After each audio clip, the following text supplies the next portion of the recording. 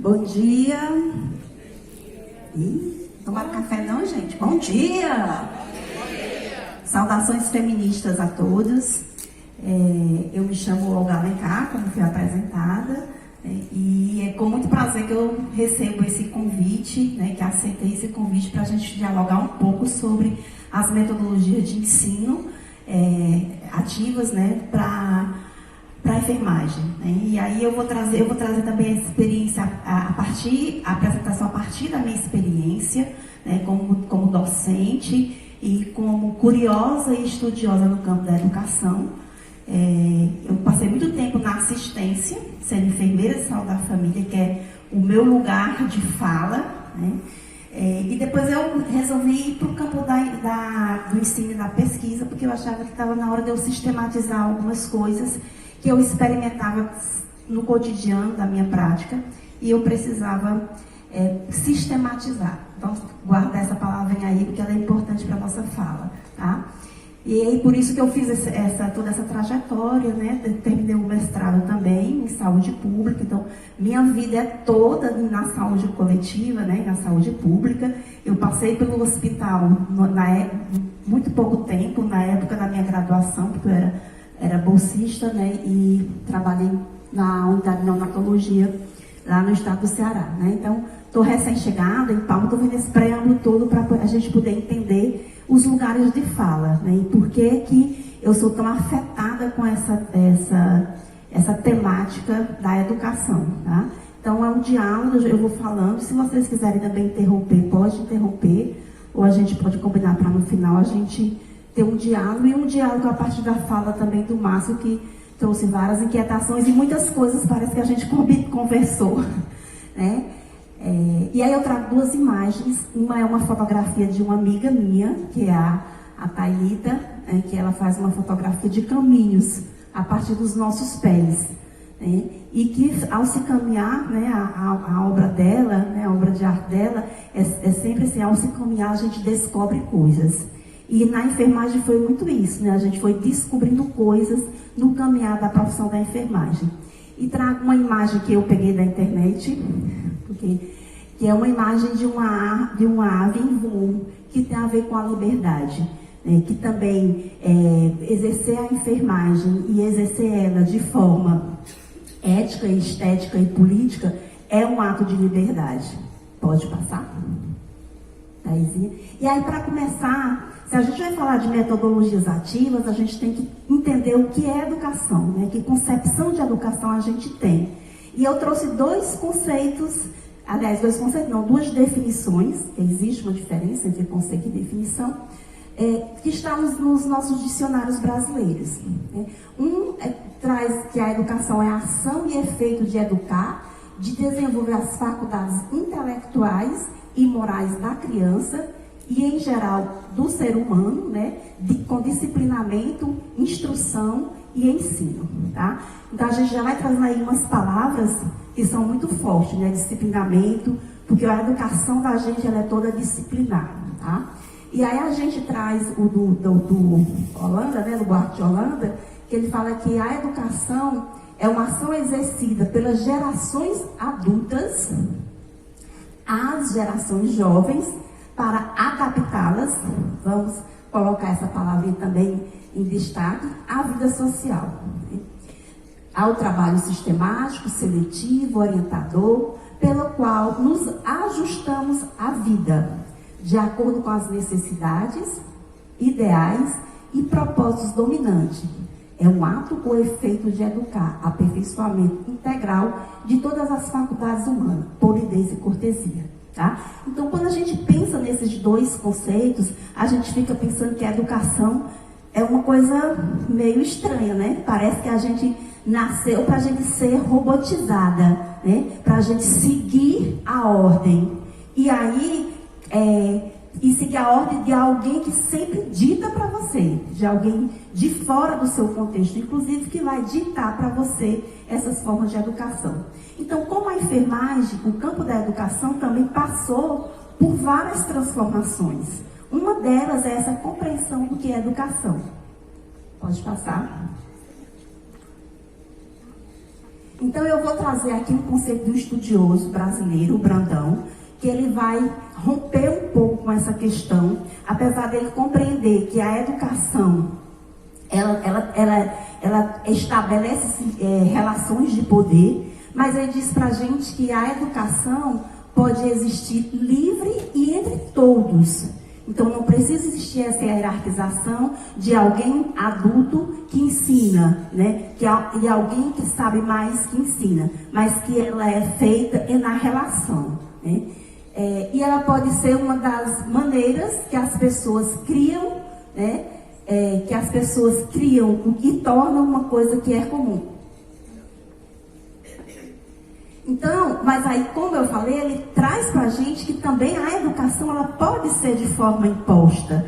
E se a gente for olhar para o modelo de educação brasileiro, o nosso modelo de educação brasileiro é imposto, né? É alguém que é criado dentro da academia, que cria E aí vamos olhar as palavras do nosso cotidiano, que a grade curricular, ou seja, se é grade, é fechada, né? Grade a gente traz também da concepção militarista, né, da Idade Média ainda. Pode passar?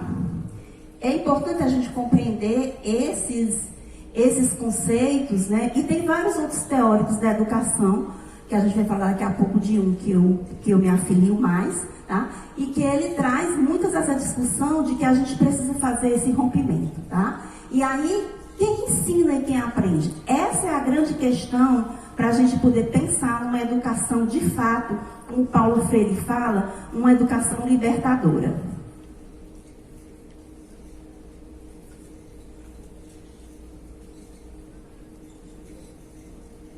Quem são os sujeitos e que concepções de ensino e no campo da saúde, que concepções de saúde se tem para que a gente produza esse encontro educacional, né? Como é que se compartilha esse conhecimento? De que forma? É de forma horizontalizada ou é de forma verticalizada, né? Que atos políticos está dentro das instituições educacionais? E como é que a gente vai coproduzindo o conhecimento? Porque a finalidade do ensino é a produção do conhecimento. No entanto, muitas vezes a gente fica só na reprodução do conhecimento. A gente diz o que o outro disse que a gente tem que fazer. E aí a gente faz sem questionar, né? É tipo assim, o mestre mandou. Pode passar? E aí a gente tem muitas questões que a gente precisa fazer desse campo de prática, que é o encontro da educação com a enfermagem, né? Então, mas o que é educação? E aí tem a educação bancária, tem a educação popular. Uma ensina a obedecer, a bancária, né? A outra ensina a você pensar, a você refletir sobre a sua prática e sobre o modo de produção desse conhecimento, tá? Então, e aí, quando a gente pensa nisso, a gente precisa de uma educação que precisa se colocar para a gente transformar o mundo. Pode passar? E aí a gente tem três palavras importantes para quem estuda o campo da educação, né? Que a gente fala que elas não são separadas. O ensino e a aprendizagem não são separadas, elas são processuais. E aí por isso que as metodologias ativas, elas trazem como uma nova roupagem de fazer, de ensinar, né? Para que a gente possa perceber que ao passo que eu ensino, eu aprendo, tá? Então a gente rompe com alguns paradigmas dessa educação bancária, de que tem alguém que sabe tudo e alguém que não sabe nada, que é uma folha em branco e que eu vou preencher com a minha visão de mundo. Então, o que importa é a minha visão de mundo de professor e não a visão de mundo dos educandos.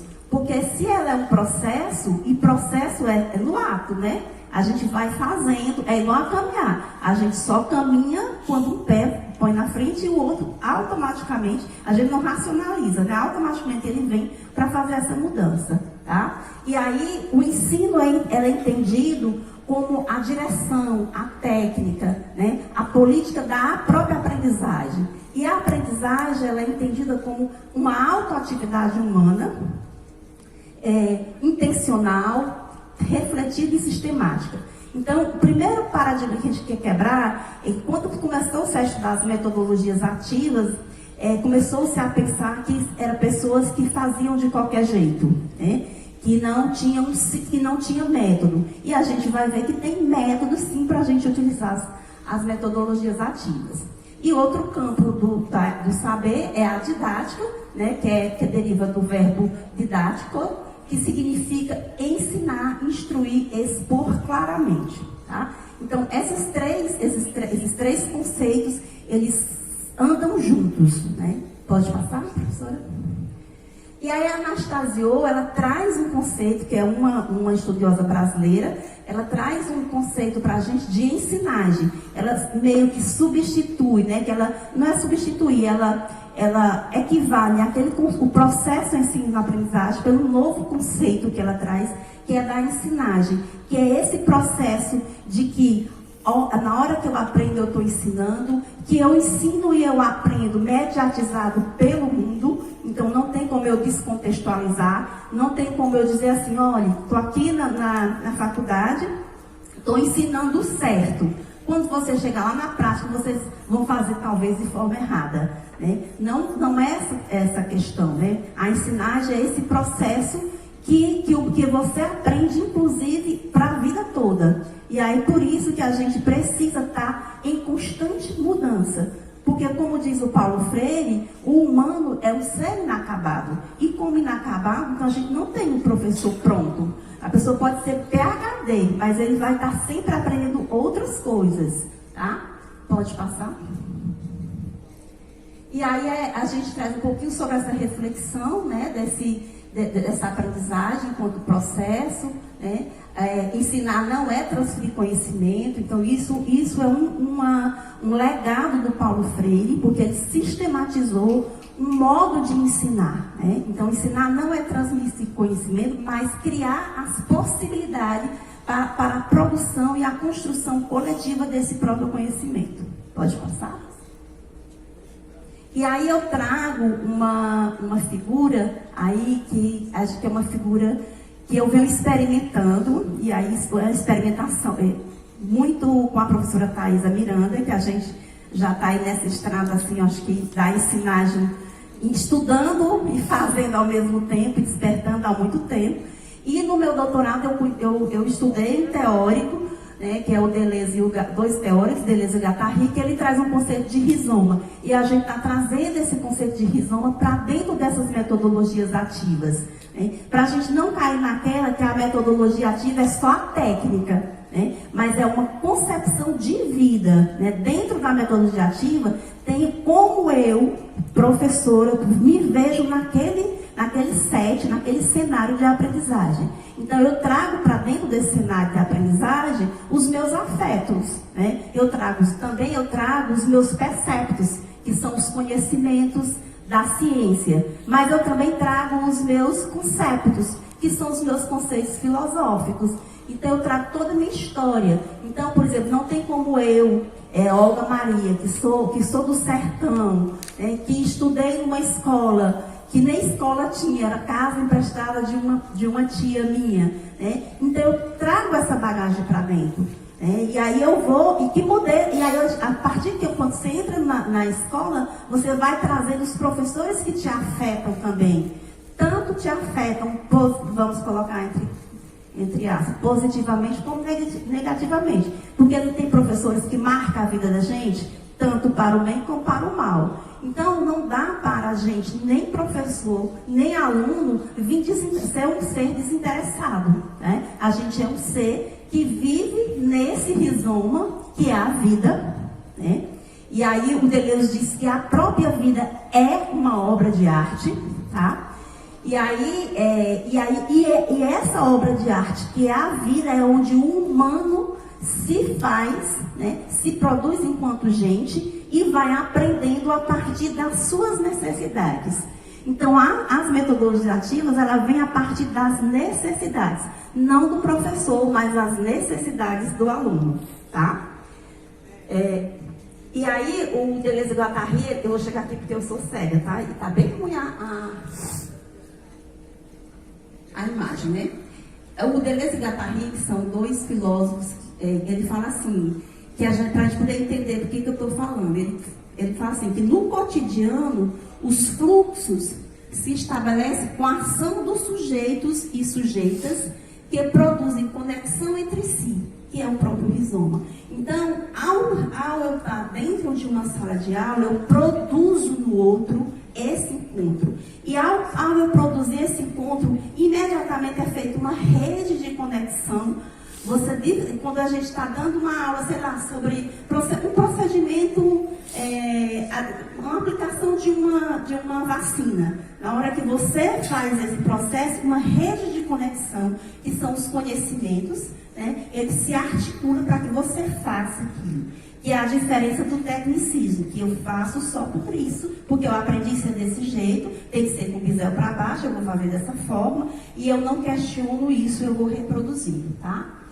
Pode passar. E aí, o que nós precisamos aprender, né, para que, de fato, a gente rompa com esse muro que existe entre o que está posto lá, que a gente aprende na faculdade, que a gente aprende no curso técnico, e o mundo real, o mundo concreto, tá? Porque, de fato, a gente sabe que existe um gap, né, um fosso, um abismo muito grande entre isso, porque o próprio modo de ensinar no Brasil, se a gente for pensar em como a gente aprendeu, até quem fez maternal, a gente aprende com felicidade, com alegria, né? Quando a gente vai mudando de graduação, o povo começa a encastelar você. Né? Você não pode mais brincar, você não pode mais usar arte, né? Porque você precisa ser racional, né? Você precisa ter o conhecimento, tá? E a gente vai já discutir esses 3 tipos de conhecimento do humano que existe na produção humana, tá bom? Então, como é que a gente vai fazer para a gente romper com isso? Não existe outro mecanismo, e isso já existe várias evidências científicas, ou seja, conhecimento sistematizado, que é preciso a gente romper com aquele modelo de educação que só transmite, que não leva em consideração o contexto, não leva em consideração a vida do educando. A gente precisa romper com isso. Pode passar. E aí, essa imagem eu peguei porque eu me lembro muito, acho que foi na Copa 2014 essa imagem, que são os japoneses, toda vez que eles terminam quando terminava o jogo, todo mundo saía, como diz lá no Ceará, mundista, todo saía correndo, mas os japoneses tiravam o seu saquinho de dentro da mochila e começavam a limpar, a pegar as coisas que os outros tinham sujado, né? O que isso tem a ver com educação? Né? Tem a ver com o modo de vida, como aquele povo se configura, né? Com se importar com o outro. Imagina que o Japão é uma ilha e que é sujeito o tempo inteiro a ciclones, né? A maremotos, e tem muitas catástrofes. Né? Eles precisam se organizar para que eles possam, diante dessas adversidades da vida, eles se reconfigurar, tá? E aí isso tem a ver com o que o Paulo Freire traz para a gente num dos livros dele, né? Que ele fala assim, a educação não transforma o mundo, a educação muda as pessoas, são as pessoas que transformam o mundo. Então, eu acho que a gente precisa ter, sabe, se a gente pudesse colocar essa frase em todas as escolas, né? Agora a gente vai poder de novo, né? Porque antes Paulo Freire era como se fosse o bruxo do mal na educação, é como se fosse o grande vilão da educação brasileira, né? A gente poderia ter isso como um mantra realmente, né? Pra gente, e aí vai muito com o que o professor falou, a gente não consegue mudar a categoria da enfermagem se a gente não estiver dentro. Estar dentro não significa somente ser, né? Você estar dentro significa você se importar com a categoria, porque é aquela questão, se acontece comigo, vai acontecer com ele, com ele, com ele, com ele, que é o coletivo da enfermagem. Isso mesmo. O que move realmente, o que faz a gente ser um país que realmente, um país da vida, né, e não da morte, a educação é um campo, né? É um dos campos muito importante. Muito boa sua fala. Pode passar, professora Thaisa? Então, no entanto, as metodologias ativas, por que eu estou falando do Paulo Freire? Porque ele foi uma das primeiras pessoas a utilizar as metodologias ativas, tá? Mas como a gente acha, nós somos colonializados, ainda temos o espírito da colonialidade na gente, a gente sempre vê alguém que teorizou de fora e a gente traz para dentro, né? A gente traz muitas concepções educacionais dos Estados Unidos, né, da Europa, e a gente teve um cara aqui que ele criou um método, né, de educação, que ele possibilitou, na verdade ele não sistematizou o método, mas ele possibilitou que a gente pensasse sobre isso, que é essa educação que você está falando aí, né? A educação como a grande pedagogia da vida, como a mola propulsora. Então, ensinar exige rigorosidade metódica. Não é como a gente pensa, é metodologia ativa, não precisa não, né? Você senta lá, essa conversa, faz uma roda e lá. Existe uma rigorosidade. Para você fazer aquilo, propor esse jeito de ensinar, utilizando as metodologias ativas, alguém sistematizou essas metodologias, tá? E aí, ensinar exige compreender que a educação é uma forma de intervenção no mundo. E a gente tem vários exemplos de educação, inclusive de escolas de enfermagem, que só utiliza em Marília, né, São Paulo, município de São Paulo, a escola de enfermagem, ela utiliza as metodologias do primeiro período ao último. Ela rompeu, né, a Faculdade de Marília rompeu com essa questão da hierarquização do conhecimento, rompeu com a disciplina, né, com a disciplinariedade, e aí ela foi criando possibilidades de a gente ir aprendendo no mundo, né? E qual é o mundo da enfermagem? É o mundo onde ela vai trabalhar, e aí tem um mundo vasto, né, que a enfermagem tem vários campos que você pode atuar dentro da enfermagem. Pode passar? Então, na verdade, quando a gente começou a se inquietar, né? Quando eu comecei a me inquietar, a professora Thaisa, outros professores que a gente se juntou para poder pensar isso, o que a gente queria era por uma nova ensinagem na enfermagem, né? E aí a gente veio dizer assim, mas isso é possível fazer essa ensinagem desse modo?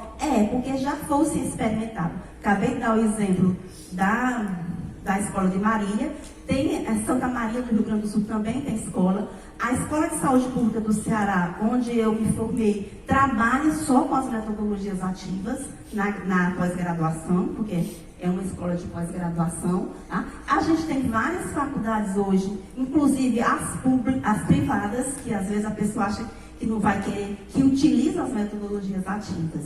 E aí a gente traz algumas imagens aí, bem recentes aqui, né? Que, por exemplo, ali aquela primeira imagem ali foi um seminário feito lá na UFT, que a professora Thaisa foi convidada para fazer uma fala e ela fez de uma outra forma, né?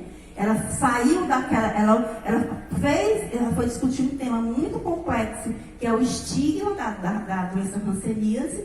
Em vez dela falar o que é estigma, ela foi fazer vivências corporais, né, vivências, e para isso ela utiliza a arte, né, porque dentro da educação a gente utiliza muita arte, porque a arte é um conhecimento que desperta o sensível, tá? Aqui também foi uma vivência que a gente fez num curso que foi feito pela ABEM. Os três, tirando o da UFT, esses dois aqui são formações que a ABEM está propondo. Então a ABEM está propondo, apostando também que as metodologias que a gente vai fazer toda a formação da enfermagem, né, para ampliar esse conhecimento, né, tornar a enfermagem também uma ciência, né, a partir das metodologias ativas. E aí, no princípio, as pessoas acham você estranha. Eu me lembro quando a gente começou a fazer isso, o professor estava rindo ali, porque a gente chegava nas instituições, por exemplo, a gente organizava a sala de forma não convencional. Aí uma vez um rapaz ali chegou para mim assim, professora, eu gosto muito da senhora, mas a senhora gosta muito de desorganizar a sala. Porque a gente tem, para as cadeiras da gente ser uma atrás da outra, tem uma proposta, é a proposta da hierarquização. Lembra aí, quem é que sentava na frente? você fazer o ensino médio, agora eu aprendi que eu tenho que falar ensino médio, né, professor Tese? Mas eu sou do tempo do segundo grau, né? Quem eram as pessoas? Eram os destaques, né? Por exemplo, na escola que eu estudei até o ensino fundamental em escola privada. Quando eu fui fazer o ensino médio, meu pai se sacrificou, suou, então peça a menina para ver se ela dá pra gente, claro que a senhora diz isso, né? E aí quem recebia, os melhores alunos recebiam o boletim da mão da diretora. Então veja só que educação castradora. Então imagine aí que os 5 primeiros eram, né, padrão ouro, os demais eram ninguém, né? Então a gente precisa, e aí ser esse professor diferente é o que o Deleuze chama de ser esquizo, né? Que ele vai trazer dentro um conceito que ele traz dentro da filosofia dele, né? Que é alguém que é desconfiado, que é descodificado, que foge à norma enrijecida e endurecida, tá? Mas não fogem todas as normas, porque tem coisas que eles chamam que são instituídas. Por exemplo, vou pegar de novo a fala do professor. Se você vai fazer um procedimento, alguém sistematizou aquela técnica. Então, ela tem que ser daquele jeito. E aí, fazer diferente não é fazer artisticamente. Fazer diferente do que está a técnica que alguém já sistematizou, já organizou. Fazer diferente é fazer irresponsabilizadamente, tá? O fazer artístico, o fazer arte é de uma outra vibe, né? De uma outra história, que eu vou já trazer os 3 conceitos para vocês, tá? Então, ser esquizo é ter a coragem de estar no mundo, de atravessar, de romper com umas coisas que engessam o humano. Pode passar? Veja meu tempo aí. Então, por isso que na educação a gente usa muito a arte como dispositivo para aprender, né? Para aprendizagem, tá? Porque o Merri, que é um teórico da saúde coletiva, ele diz assim que a arte a gente faz no cotidiano e a gente faz a partir dos encontros. E ele diz, no encontro você pedir emprestado o olhar do outro para seu olhar, para seu olhar, né? E seu olhar é o método, o resto são ferramentas, tá? Pode passar. Quem está controlando o tempo para mim? Tá. Bom, e misericórdia, não vai dar tempo de falar metade do que eu trouxe, não tem nada não. Então, eu trago 3 palavrinhas aí, ó. Ciência, arte e filosofia. E eu trago um conceito da enfermagem, tá? Florence, o primeiro conceito dela, ela fala lá que a enfermagem é a arte do cuidado. A ciência, ela não tem nem sistematizado, então não poderia ser ciência. Depois ela foi se sistematizando e a gente tem um conceito hoje que a enfermagem é a ciência e a arte do assistir o ser humano no atendimento de suas necessidades básicas, torná-los independentes, Ok. Por que eu estou trazendo essas 3 palavras? A enfermagem, ela é arte porque a arte, aí eu trago a arte é um conhecimento humano que vai produzir o sensível, tá? Então, na arte, a gente não tem só como produto a pintura, a música, ali são ferramentas, tá? Que a gente pode utilizar na enfermagem. Então, o conhecimento da arte é a capacidade de produzir o sensível, é a capacidade de eu me outrar, é a capacidade do exemplo que o professor deu, da equipe de enfermagem saber que só eles denunciar não ia dar resultado, eles precisavam gravar, né? Então, isso está na ordem da sensibilidade, né?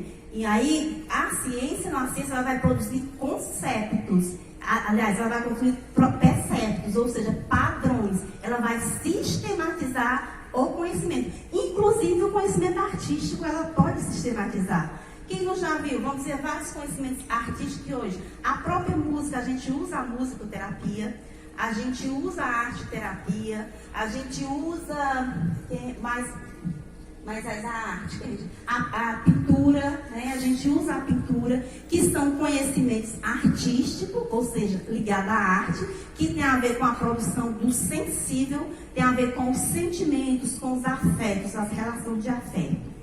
E aí eu acho que a enfermagem é uma do campo do conhecimento que mais produz conceito, minha gente.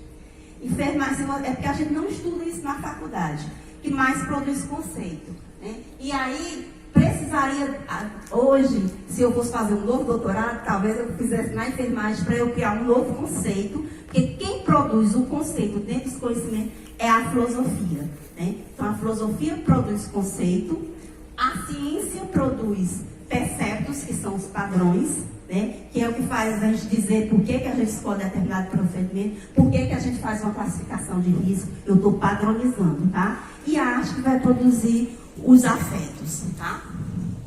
Pode passar. Aí, então, a gente precisa realmente de uma enfermagem que seja capaz da gente produzir, né? Ter uma ética, e não é só a ética da deontologia, não é só a ética que está lá no nosso código de ética, é a ética da vida. É a gente se portar, por exemplo, com o assassinato de 2 companheiros e a gente militar politicamente, né? 2 companheiros do Rio de Janeiro, e a gente militar politicamente para pressionar para que seja, que os autores do crime sejam punidos, né? Sejam julgados. A gente fez isso ano passado aqui em Palmas. Mas aí, como o professor disse, sempre só poucas pessoas, né? Então, a gente precisa realmente produzir uma enfermagem que seja ética, que seja estética, mas que também seja política. Pode passar, Thaisa. Aí, pode passar, Thaisa. É só para dizer que dentro das metodologias de ensino, a gente tem as concepções teóricas que vai para essa questão da pedagogia da transmissão, né, que só transmite. Tem a pedagogia do condicionamento, que é aquele que a gente usa muito, tá? Que é você saber fazer. Por exemplo, eu quero que a pessoa faça uma administração de uma medicação em mim que seja competente para isso, né? Que tenha competência, que saiba, mas também não quero que a pessoa vá fazer isso desde semol mesmo, semol demais, não aguenta uma picada de agulha, né? Não quero uma pessoa também que seja ter uma técnica perfeita e que seja uma pessoa que não tenha um pingo de afeto na relação. Porque na hora que você vai fazer um procedimento, se estabelece uma relação humana, né? E aí, ensinar, né, no nosso modo, é ensinar para, ou seja, é construir muros, é você distanciar esse mundo do educando e do educador. Pode passar? O que a gente quer é ensinar com. A gente precisa construir pontes e não muros. Pode passar? E para a gente ter esse enfermeiro competente, esse técnico competente, um enfermeiro professor competente, a gente precisa saber conhecer, né? Que são saber conviver, que são os nossos valores, saber fazer, que são as nossas habilidades, e também saber ser, né? Que são as nossas atitudes. Isso é um conjunto, criando isso, é um conjunto de competência para que você seja realmente um profissional que tenha todas essas características para desenvolver. Pode. A Thaisa já está dizendo que meu tempo acabou e eu vou terminar com essa frase aí. É uma fotografia dela, inclusive, né, professora Thaisa? É uma fotografia dela, inclusive, que ela é enfermeira, é fotógrafa também. E que se a gente quer construir pontes, né, a gente precisa fazer como Fernando Pessoas, né? É tempo da travessia. E se não ousarmos a fazê-la, teremos ficado para sempre à margem de nós mesmos. Eu termino por aqui. Eu tinha vários métodos para falar dos métodos em si, mas eu acho que não dá tempo. Obrigada.